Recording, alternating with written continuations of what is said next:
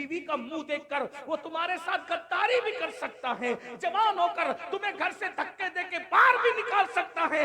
उसके लिए नींद कुर्बान करने वालों, वो जाने वफा जो तुम्हारी मरने के बाद तुम्हारी कब्र में तशरीफ लाने वाले हैं, उनके लिए तुम नींद कुर्बान नहीं कर सकते। कहां है, किस बला की मैं से है सरशार हम, दिन ढला होते नहीं होशियार हम। टूटे कटोरे से आवाज, फला बादशाह को जानते हो? हाँ हाँ, वो तो बहुत बड़ा बादशाह था। कहा उसकी बिखरी हुई मिट्टी मैं हूं। कहा वो कैसे? कहा जब अल्लाह ने उसको हुकूमत दी, दौलत दी, सल्तनत दी, तो वो अल्लाह को भूल गया। वो अल्लाह को भूल गया जैसे तुम अल्लाह को भूल गए थे। जैसे तुम अल्लाह को, उनको कहता है दोनों भाइयों को, जैसे तुम माल दौलत में दुनिया में अल्लाह को भूल गए, वो भी अल्लाह को भूल गया। और जब अल्लाह को भूला तो अल्लाह उससे नाराज हो गया। अल्लाह को भूला तो अल्लाह उससे नाराज हो गया। और जब अल्लाह उससे नाराज हुआ, एक बात ये भी याद रखना, अल्लाह हम में से किसी का मोहताज नहीं कि हम उसकी इबादत करें। माज अल्लाह अगर पूरी कायनात खुदा की इबादत न करें तो उसकी रुबूबियत में कोई फर्क नहीं आता।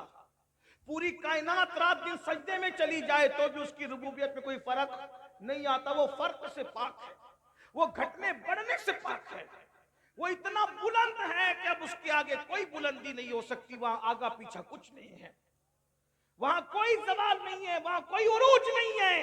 मेरा अल्लाह वो घटने से भी पाक, वो बढ़ने से भी पाक। अपने दाएं बाएं में डूबने डुबाने वालों को देख करके उसको कयास न करना। न वो बयान में आता है, न वो जबान में आता है, न वो तसव्वुर में आता है, न वो तखय्युल में आता है। अरे मूसा अलैहिस्सलाम जैसी हस्ती उसको देख न सकी, जिब्रील अलैहिस्सलाम ने कभी उसको नहीं देखा। देखने वाली तो एक ही आंख थी, जिसको कुदरत ने बनाया था उसी लिए बनाया था, है? लेकिन बहरहाल तो टूटे हुए कटोरे से आवाज आती है, वही बादशाह तो मैं हूं। तू ये कैसे कटोरा बन गया? तो कहा जब अल्लाह को भूल गया, गाफिल हुआ, गफलत में मर गया। लोग क्या कहते हैं? अल्लाह बुरी मौत से बचाना। क्या कहते हैं? अल्लाह बुरी मौत से बचाना। और दिमाग में क्या घूमता है? एक्सीडेंट नहीं होना चाहिए मेरा, आग लग के नहीं मरना चाहिए मैं। औरतें कहती है अल्लाह बुरी मौत से बचाना, यानी बच्चे की विलादत के वक्त मुझे मौत नहीं आना चाहिए, क्योंकि बुरी मौत इसी को लोग समझते हैं। मेरे भाई ये बुरी मौत नहीं है।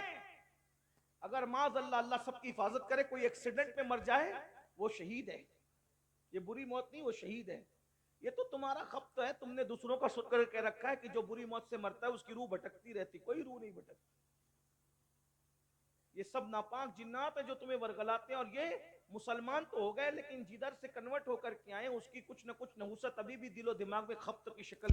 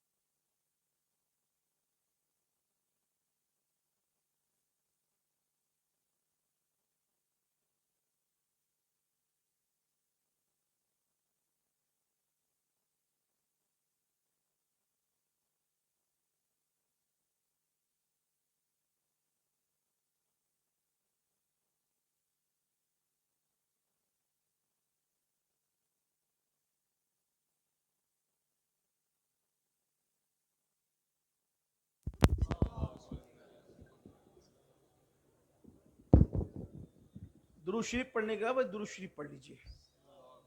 जो लोग दुरूद शरीफ पढ़ सकते हैं वो बुलंद आवाज से पढ़ लें दुरूद शरीफ। अल्लाहु रब्ब मुहम्मदिन सल्लल्लाहु अलैहि वसल्लम नहनु इबाद मुहम्मदिन सल्लल्लाहु अलैहि वसल्लम व अला ज़वी व आलिहि अबद दुहूर व कररमा सलातु व सलाम अलैका या सय्यदी या जद्दल हसन वल हुसैन। बस मैं अब खत्म करने लगा हूं, थोड़ा सा वक्त है। ना एक्सीडेंट की बुरी मौत है, अल्लाह सबको बचाए, लेकिन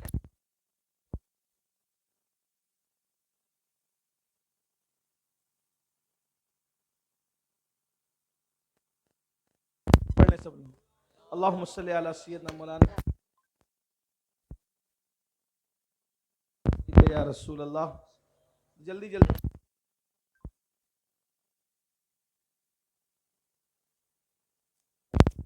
बीबी का खैर खल्के कुल्लिहिम। अगर कोई बंदा गुस्ल कर रहा हो, पानी में दरिया में तैर रहा हो और उसी हालत में वो डूब कर मरे, खुदकुशी ना की हो, डूब कर मरे, वो शहादत की मौत। अल्लाह ना करे किसी के घर में आग लग गई, उसमें कोई मर गया, आग में जलकर मर गया, कोई उसको बचा ना सका, तो वो शहादत की मौत। तो फिर बुरी मौत कौन सी है? सुन लीजिए, बुरी मौत वो है जो गफलत की मौत है। अगर आप मस्जिद में भी सजदे की हालत में गफलत में मरे ना, कि सर तो सजदे में था लेकिन दिल में यार न था, दिल में यार का प्यार न था, बस चले गए थे भूले भट के मस्जिद और वहीं अटेक वटेक आ गया, मर गए, ये गफलत, गफलत की मौत। गफलत की मौत से बुरी मौत कोई नहीं। आप कहेंगे आपने सजदे की, मैंने कहा वो सजदा ही नहीं है जिसमें यार की याद ना हो। कहने वाले ने कहा था ना, कि इकबाल ने कहा था ना, जो सर बस सजदा हुआ कभी, जो मैं सर बस सजदा हुआ कभी, तो जमीन से आने लगी सदा, तेरा दिल तो है सनम आशना, तुझे क्या मिलेगा नमाज में। सजदा लोगों को पता होना चाहिए, सजदा कहते किसे हैं।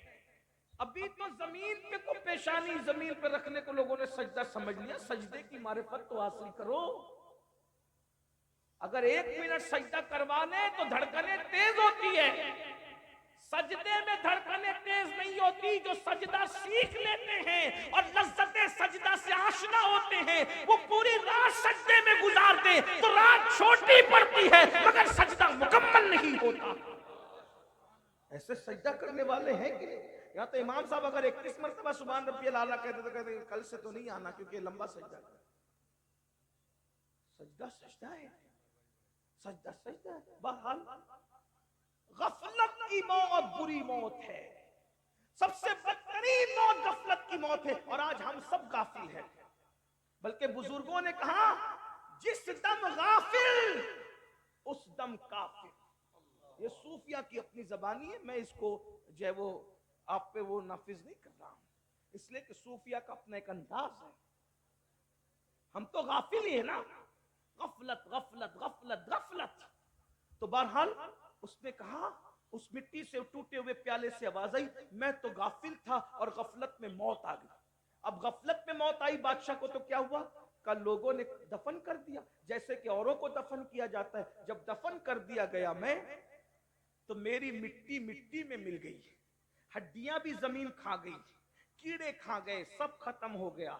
और जब मिट्टी मेरी मिट्टी में मिल गई, यानी मेरा जिस्म मट्टी में मिल गया, तो फिर सदियों में ऐसे साल आए कि ऊपर की मिट्टी नीचे, नीचे की मिट्टी ऊपर, ऊपर की मिट्टी नीचे, नीचे की मिट्टी ऊपर। फिर क्या था, बस दिल का दर्द कह रहा हूं, ध्यान से सुन लो मेरे जवानों।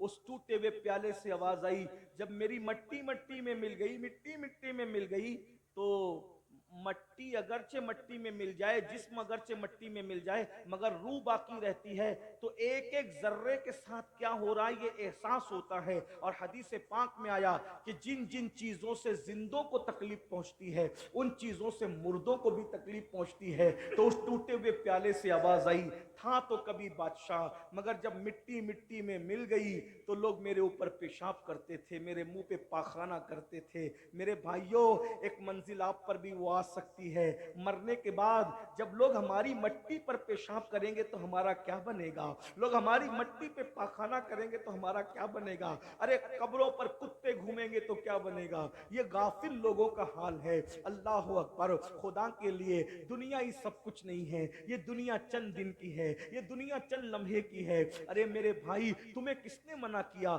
माल न कमाओ, इज्जत न कमाओ, अच्छा खाना न खाओ, किसने मना किया। अच्छा खाओ, अच्छा पहनो, माल कमाओ, सब करो, इंजॉय करो, मगर हराम काम मत करो, अल्लाह की नाफरमानी मत करो, अल्लाह को मत भूलो, रोजी पाके रज़्ज़ाक़ को मत भूलो। कुछ वक्त नमाज के लिए निकालो, कुछ वक्त इबादत के लिए निकालो, अल्लाह के लिए कुछ टाइम निकाल लिया करो। मेरे भाइयों, जिस अल्लाह ने हमें पूरी जिंदगी दी है, 10 मिनट का टाइम उसके लिए नहीं है आपके पास, हमसे बड़ा बेवकूफ कौन होगा, हमसे बड़ा नाहंजार कौन होगा, हमसे बड़ा गद्दार कौन होगा। मेरे भाई, हमने हमने व्हाट्सएप को तो घंटों दिए, अपने अल्लाह के लिए 10 मिनट नहीं है। अल्लाह अल्लाह। हमने फेसबुक को तो घंटों दिए, अपने अल्लाह के लिए 10 मिनट नहीं है। यानी माज़ अल्लाह, जितनी अहमियत आप व्हाट्सएप को दे रहे हैं, उतनी अहमियत भी आप अल्लाह की इबादत को नहीं दे रहे हैं। आप कौन से मुसलमान हो मेरे भाई? आप कैसे मुसलमान हो मेरे भाई? अरे अल्लाह से प्यार करने वाले तो वो थे कि पहली रात की दुल्हन छोड़ दी अल्लाह के लिए और जाम शहादत नोश कर लिया। फिर अल्लाह ने, देखो जो अल्लाह से प्यार करता है, अल्लाह उससे कैसे प्यार करता है? तवज्जो है आपकी? जो अल्लाह से प्यार करता है, अल्लाह उससे कैसे प्यार करता है? अल्लाह उसके लिए कानून बदल देता है। जो अल्लाह से प्यार करे, अल्लाह उसके लिए कानून बदल दे। इन उलमा से पूछो, अल्लाह के रसूल की हदीस है बुखारी शरीफ की, जहां जुनबी होगा, यानी जहां पर गुस्ल जनाबत किसी पे फर्ज है, नापाक आदमी होगा, वहां रहमत के फरिश्ते नहीं होंगे। जहां गुस्ल जनाबत फर्ज वाला आदमी है, वहां रहमत के फरिश्ते नहीं होंगे। लेकिन है सरकारे हंजला, आपकी अजमतों पे कुर्बान, जहां जनाबत है वहां रहमत के फरिश्ते नहीं है, मगर हंजला जनाबत में है और रहमत के फरिश्ते गुस्ल देते नजर आ रहे हैं। वजह क्या है? तो पता चलेगा हंजला ने खुदा रसूल की मोहब्बत में अपनी जान को कुर्बान कर दिया, तो फरिश्ते रहमत के उनको जनाबत का गुस्ल देते नजर आ रहे हैं। कानून बदल दिया गया, कानून बदल दिया गया। अंदाजा तो करें, तवज्जो तो करें। हम अल्लाह की मोहब्बत की कदर ही नहीं करते। सबको टाइम दे रहे, 5 वक्त की नमाज के लिए 50 मिनट लगते हैं, क्या जाता है? हर महफिल में मैं इस पे जोर देता हूं, क्योंकि मेरा मिशन है लोग अल्लाह से एक बार जुड़ जाए, और अल्लाह से जुड़ने का पहला जीना नमाज है, आसान तरीका नमाज। मेरा दिल चाहता है कि मेरी कौम जितना जलसों में आती है ना, उतना फजर की नमाज में हमारा काम पूरा हो गया इंशाल्लाह। इसलिए कि जो कौम नमाजी बन जाए, उसको इस्लामी माशरा के जलसे की जरूरत ही नहीं है, क्योंकि जो नमाजी बनता है उसको अल्लाह खुद सुधार देता है। इन्ना सलात तन्हा अनिल फहशाई वल मुनकर, नमाज हर बुराई और बेहयाई से रोक लेती है। इस कौम को सिर्फ नमाजी बना दो, ये कौम हर बेहयाई से रुक जाएगी, हर बुराई से। अभी आप पलट के यही सोच रहे हो ना, लेकिन हमारे मोहल्ले के नमाजी तो अभी तक सूद खाते हैं। मैंने कहा वो नमाजी नहीं है भाई, मैंने कहा नमाजी कहलाना और है, नमाजी बन जाना और। अरे वो नमाजी तो औरतों को तकते हैं, मैंने कहा वो नमाजी नहीं है, इसलिए कि उठक बैठक अलग चीज है, नमाज अलग चीज है। हाँ, फलसफा रह गया, तलकीन गजाली न रही, तबे बरकी न रही, शोला मकाली न रही, वाइज़े कौम की वो पुख्ता ख्याली न रही। फलसफा रह गया, तलकीन गजाली न रही, रह गई रस्म अज़ा रूह बिलाली न रही। अल्लाह के लिए कुछ वक्त निकाल लीजिए, गफलत की मौत मत मरिए, तौबा कर लीजिए, अल्लाह की बारगाह में माफी तलब कीजिए, कुछ टाइम दे दो अपने अल्लाह की बारगाह में। तो टूटे हुए प्याले से आवाज आई, बादशाह था, मट्टी में मिला, मरने के बाद लोगों ने पेशाब और पाखाने किए, पाखाने पेशाब लोगों ने किए। फिर क्या हुआ? उसी मट्टी को एक दिन कुमार आया और मेरी मट्टी को उठा ले गया। जब उठा ले गया तो मट्टी को सड़ाया, उसमें गोबर मिलाया। हाय हाय, ये बादशाह की मट्टी का हाल देखो, ये बादशाह, गाफिल लोगों का अंजाम देखो। अल्लाह अल्लाह गय्यूर है, वो खुफिया तदबीर फरमाने वाला है, वो खुफिया तदबीर फरमाने वाला है। का कुमार ने मट्टी सड़ाया, सड़ाने के बाद फिर कटोरा बनाया, और कटोरा मेरी मट्टी से बना, और फिर उसको आग में तपाया, तो आग में भी तपा मैं। एहसास तो जिंदा था ना, जर्रे बिखर चुके थे, लेकिन एहसास तो जिंदा था। पेशाब हो रहा है, पाखाना हो रहा है, सड़ाया जा रहा है, बनाया जा रहा है, और आग में जलाया भी गया। तब मैं कटोरा बना, और कटोरा बना करके मुझे जब बाजार में बेचा गया तो मैं बिका भी। जो कभी बादशाह दूसरों को खरीदता था, आज वो बाजार में उसकी मिट्टी बिक रही है। मेरे भाइयों, ये दुनिया, अल्लाह की खुफिया तदबीर से डरो, तौबा करो। कब मुझे बाजार में बेचा गया, जब मैं बाजार में बिका कटोरे की शक्ल में, तो फिर उसमें खाना खाया गया, पानी पिया गया, ये किया गया, वो किया गया। फिर ऐसा हुआ कि किसी की ठोकर मुझे लगी, और मेरी किसी की ठोकर ने मुझे टुकड़े टुकड़े कर दिया। और आज मुझे यहाँ ला करके फेंक दिया गया। तुमको जमीन पे लड़ता हुआ देख करके मैं सोच रहा हूँ कि चलो मैं फायदा ना उठा सका नसीहतों से, तुमको नसीहत कर दूं। इसलिए सुधर जाओ, संवर जाओ, इस तरह दुनिया से मोहब्बत न करो। तब दोनों भाई को समझ में आया जब बादशाहों का ये हाल हुआ, मरने के बाद हमारा क्या हाल होगा। बस मैं भी इसी बात पर अपनी बात को मुकम्मल कर लेता हूँ, टाइम ज्यादा हो गया। इंशाअल्लाह गौसे पाक के खुतबात के जो इक्तिबासात मैंने छेड़े थे फिर कभी पढ़ूंगा। अल्लाह ताला हम सबको तौफीक दे, अल्लाह हमें संवार दे, हमारी जिंदगियों में इनकलाब पैदा कर दे, अल्लाह हमें गफलत से निकाल दे, हसद से निकाल दे, तकब्बुर से निकाल दे, घमंड से निकाल दे। अल्लाह पाक नमाज के लिए हमें वक्त निकालने की तौफीक अता। उलमाए किराम करें 2-4 मिनट कुछ और बात कर लें। तो आइए मैंने जो कहा था वो जो बात चल रही थी उसी से कनेक्ट बात कर दो थोड़ी सी, क्योंकि उलमाए किराम का हुक्म है इसलिए। अल्लाह अकबर। तो पहली चीज जो आपके पास जो हिफाजत का ज़िरा है वो वजू है, और दूसरी चीज मेरे आका फरमाते हैं नमाज।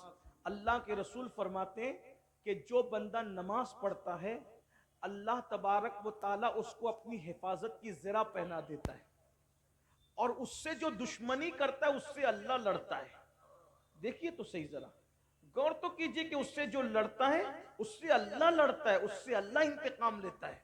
और हदीस पाक में आया कि जो बंदा नमाज पढ़ता है, जो बंदा नमाज पढ़ता है उस बंदे का हाल ये कि अल्लाह उसके साथ वादा फरमाता है कि जो नमाज पढ़ेगा हम उसको बेहिसाब जन्नत में दाखिल करेंगे, उसको अजाब में गिरफ्तार नहीं करेंगे, उसको अजाब में मुब्तला नहीं करेंगे।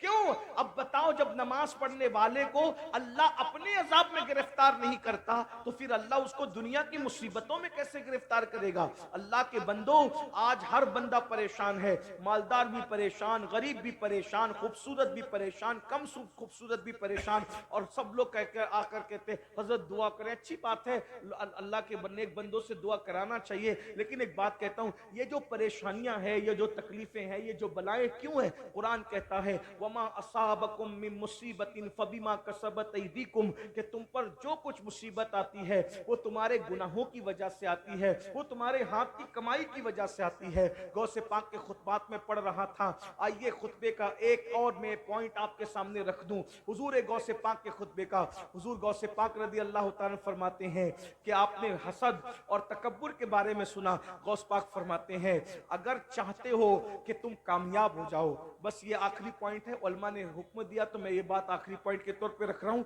खुतबात तो आपके बहुत सारे हैं। गौसे पाक फरमाते हैं अगर कामयाबी चाहते हो दुनिया और आखिरत की, मैं बतौर मफहूम पढ़ रहा हूँ, अपनी इबादत का रंग चाहते हो, देखो आज अपनी इबादत का रंग हम पर नहीं है, हमारे चेहरे इबादत के बावजूद वैसे नहीं है जैसे इबादत गुजारों के होते हैं, हमारी सेहत ऐसी नहीं है जैसे इबादत गुजारों की होती है। वजह क्या है? अब गौस पाक उसकी वजह बयान करते हैं, फरमाते हैं कि अगर इबादत का रंग चाहते हो, इबादत का फायदा चाहते हो, दुनिया में कामयाबी चाहते हो, तो हलाल रोजी को लाजिम पकड़ो, रिस्क हलाल खाओ, हलाल के सिवा कुछ मत खाओ। आप भाई अपना लुकमा चेक कीजिए, आज क्या हम हलाल खा रहे हैं? आपसे पूछता हूँ क्या हम हलाल खा रहे हैं? बहुत माफी के साथ, बड़ी माजरत के साथ। देखो हक बात लोगों को तकलीफ पहुंचाती है, लेकिन हमें उससे कोई फर्क नहीं पड़ता, हम तो कादरी लोग हैं, अल्लाह के लिए सच्ची बात रख देना चाहिए। आज लोग जो हैं बड़ी बड़ी बातें करते हैं, हर साल हज को जा रहे हैं, हर साल उम्रे को जा रहे हैं, नमाजी बने हैं, मस्जिद के मुतवल्ली बने, ये बने वो बने, लेकिन लुकमे की पाबंदी नहीं है, हलाल और हराम में कोई तमीज नहीं है, जो जी में आ रहा है खाते जाओ, पेट में डालते जाओ। कुछ तो इतने बेबाक कहते हैं मौलाना बिस्मिल्लाह पढ़ के खा लो सब हलाल है, अस्तगफिरुल्लाह इन्ना लिल्लाहि व इन्ना इलैहि राजिऊन। फिर क्या हो रहा है कि वो लॉटरी भी खेल रहे हैं, वो डिजिटल तौर पे जुआ भी खेल रहे हैं। आज जुआ डिजिटल इतना आम हो गया है, बड़े बड़े दीनदार घराने के लोग, मालदार घराने के लोग, नौजवान छोकरे रातों रात करोड़पति बनने का शौक है, रातों रात जो है वो मालदार बनने का शौक है, इजी मनी के चक्कर में, शॉर्टकट में मालदार बनने के चक्कर में जुआ खेला जा रहा है। याद रखना नस्लें बर्बाद होगी, नस्लें। अल्लाह के बंदो, हराम को क्या समझ रखा है? हराम बर्बाद होने के लिए है, हराम तबाह होने के लिए, बल्कि हराम के इतने दरवाजे खुले हैं, लोग तो टूर शुरू करते हैं, हाजियों के उम्रा करने वालों के पैसे लेके भाग जाते हैं। सोचिए तो सही, हैरत की बात है ना? वो गरीब लोग बेचारे जो 50-100 रुपये जमा करके पेट मार मार के जमा करते हैं, टूर वाले उनके पैसे लेके भाग जाते हैं। कौन है वो लोग? मुसलमान है ना? है? की हिम्मत कैसे होती है हाजी हज के नाम पे जमा किए हुए पैसे लेके भागने की? लोगों की हिम्मत कैसी होती है कि उम्रा के नाम पे पैसे लेके भाग, यानी कितनी बेखौफी है, मैं कहता हूं कि ये फिरौन और नमरूद के दौर में भी लोगों ने ऐसा नहीं किया होगा जो आज कर रहे हैं। यजीद के दौर में भी लोगों ने ऐसा नहीं किया होगा। यानी कितना गफलत की हद होती है, गफलत की इंतहा होती है। सैयदुल आलमीन की उम्मत में हो हलाल और हराम की तमीज खत्म है। सूद पूरे शबाब पर है, जुआ के अलावा सूद यानी ब्याज पूरे शबाब पर है, धंधा खुल के चल रहा है। इमाम अहले सुन्नत सैयदी आला हज़रत अली रमा हदीस नकल करते हैं फतावा रज़विया शरीफ में कि जिसने एक दिरहम सूद का, एक दिरहम खाया, एक दिरहम, अब तो दिरहम चलता भी नहीं है, लेकिन जिसने एक दिरहम खाया 1000 साल तक वो जहन्नम की आग में जलेगा। 1000 साल, 1000। तोहफे कोई देता है हलाल क्यों क्या है, बस खूबसूरत तोहफा है, वसूल करो। सैयदुना फारूक आजम फरमाया करते थे सबका तोहफा मत कबूल करो। अब तो लोग यही हदीस पढ़ते हैं तोहफा लेना देना सुन्नत है, और तोहफा चेक करना भी सुन्नत है। तोहफा चेक करना भी सुन्नत है। फारूक आजम कहते हैं सबका तोहफा मत लो, क्योंकि बास तोहफे खुफिया रिश्वत हुआ करते हैं। हर लिफाफा कबूल मत करो, हर गिफ्ट कबूल मत करो, बास चीजें खुफिया रिश्वत होती। गौसे पाक से बड़ा कोई मुत्तबा सुन्नत है? वक्त का बादशाह, वक्त का ताजदार, जिसे दुनिया खलीफा बगदाद कहती है, इस्लामी हुकूमत का बादशाह और खलीफा कहती है। गौस पाक तो उसको भी बहुत शान से उसको नसीहत करते थे। गौस पाक बादशाह को जब खिताब करते थे कहते थे ए खजूर के दरख्त सीधे रहे वरना तुझे बदल दूंगा। गौस पाक बादशाह वक्त को खजूर का दरख्त कहकर उसको उसकी औकात याद दिलाते। कभी कहते थे ओ सुतून, ओ खंबे, अगर तू सीधा नहीं रहा तो मैं तुझे बदल दूंगा, हटा दूंगा तुझे, तेरी जगह दूसरा बादशाह है। ये कौन कह सकता है? गौसुस सकलैन कह सकता है। गौस पाक को सिर्फ 11वीं वाला पीर समझते हैं। ये पुलाव बिरयानी तक महदूद मत रखो गौस पाक को। जिसने पूरी दुनिया में इंकलाब पैदा किया उसको अब्दुल कादिर जिलानी कहते हैं। जिसने बैतुल मुकद्दस के फातिहीन को तरतीब दिया है उसे शेख अब्दुल कादिर जिलानी कहते हैं। ईसाइयों के कब्जे में गए हुए बैतुल मुकद्दस को छीनने के लिए जिसने शेरे नर सलाउद्दीन अय्यूबी की शक्ल में पैदा किया है उसको शेख अब्दुल कादिर जिलानी कहते हैं। और घरों में बैठकर तस्बीह हिलाना अभी तसव्वुफ हुआ है, वरना जो उस दौर का तसव्वुफ था जिसे पीवर तसव्वुफ कहते हैं वो ये था कि खानकाह में बैठ करके वो टीम तैयार करे जो कौमों की क़यादत करे। सलाउद्दीन अय्यूबी मुरीद है गौसे आजम के, सलाउद्दीन अय्यूबी का बाप मुरीद है गौसे आजम के। 10 साल की उम्र में सलाउद्दीन अय्यूबी मुरीद हुए थे गौसे पाक के। उनके अब्बा ले गए थे, सरकार ये मेरा बेटा इसको मुरीद कर लो। गौस पाक ने देखा मुरीद किया, कहा दुआ कर दो। कहा दुआ क्या, ये तो इतना बड़ा आदमी है कि रहती दुनिया तक लोग इसके कारनामे को याद करते रहेंगे। सलाउद्दीन खुद बयान करते कि सबके सरों पे हाथ रख के मुर्शिद दुआ देते थे, मेरे सर पे नहीं रखा हाथ, मुर्शिद ने मेरे गले और गर्दन पे हाथ रख के दुआ दी, अल्लाह तेरी हिफाजत करे। हाय हाय हाय, जो समझ गए वो समझ गए हैं। गौस पाक ने सर पे हाथ रखने की बजाय सलाउद्दीन कहते हैं मेरी गर्दन पे गले पे हाथ रखा। और सलाउद्दीन पूरी जंगों में चंद अकेले अकेले हजारों में घुस जाते थे, मगर सलाउद्दीन की गर्दन कोई उड़ा ना सका, कोई उसको शहीद ना कर सका। जब बिस्तर पे दुनिया से जा रहे थे तो लोगों ने कहा सलाउद्दीन इतनी हजारों की फौज में घुसते थे मगर तुम कत्ल ना हुए। तो मुस्कुरा के कहते थे कैसे वो गर्दन कटती जिस पर शेख अब्दुल कादिर जिलानी ने हाथ फेरा था, वो गर्दन कैसे कटती जिस पर गौसे आजम गौस पाक ने जो बैतुल मुकद्दस के फातिहीन थे उसमें 60% हुजूर गौसे पाक के मुरीद और खुलफा थे। तारीख पढ़िए आप क्या समझते हो।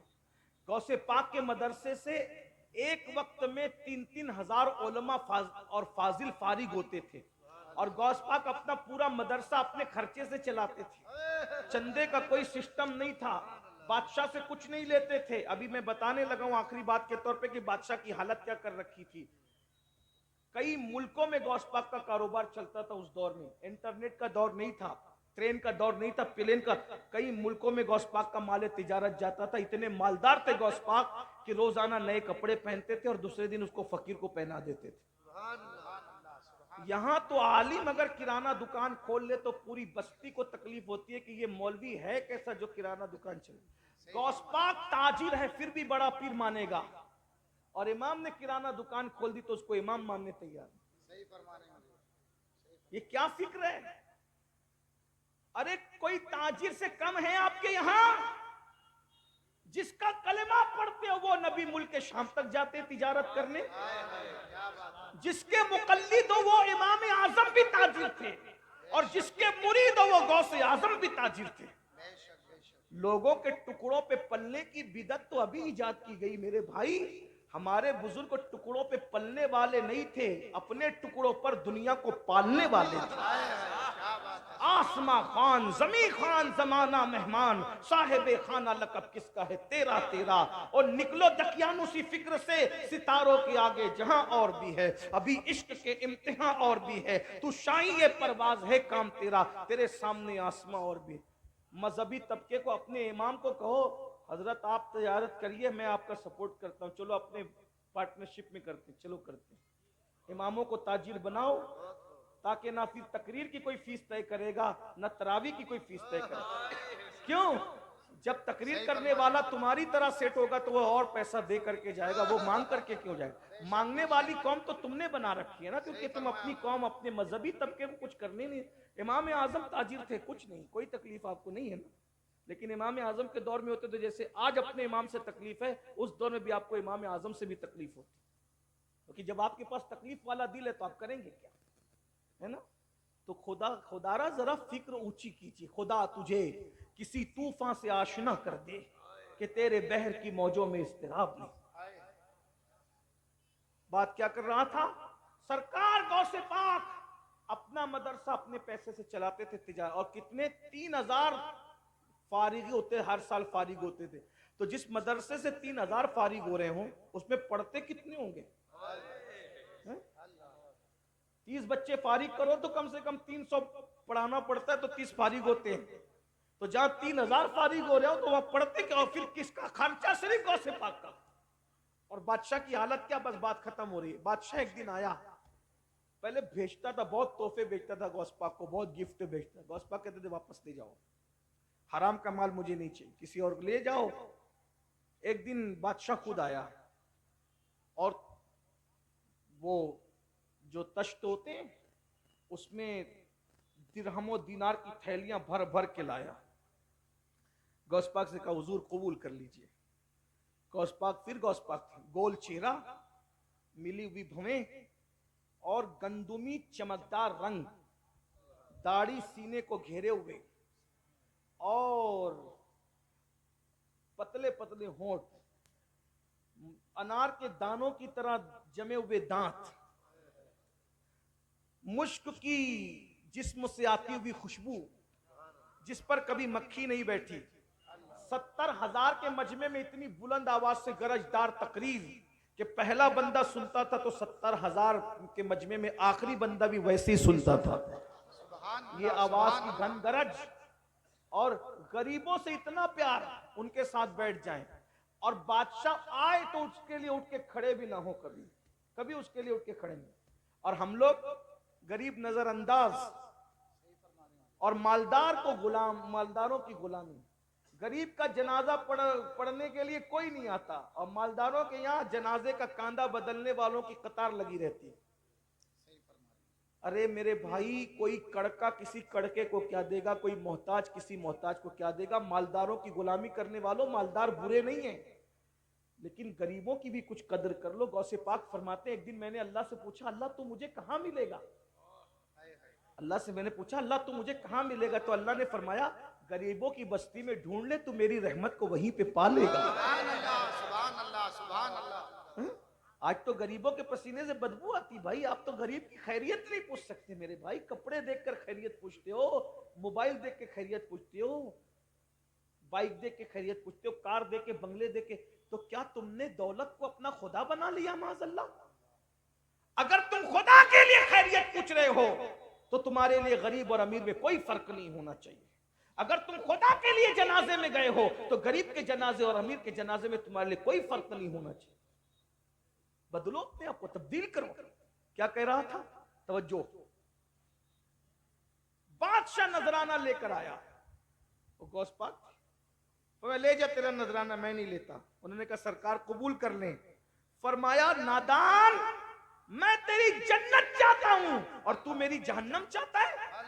लोग के खून पसीने की कमाई निचोड़ कर मेरे पास लाता है, हराम मेरे पास लाता है। उसने कहा हुजूर ले लीजिए। गौस पाक ने जलाल और गुस्से की कैफियत में 2 थैलियां उठाई जिसमें माल भरा हुआ था, और उसको जब निचोड़ा है फातह खैबर के बेटे ने कुव्वत हैदरी से, तो फिर उस थैली से खून टपकता हुआ नजर आया।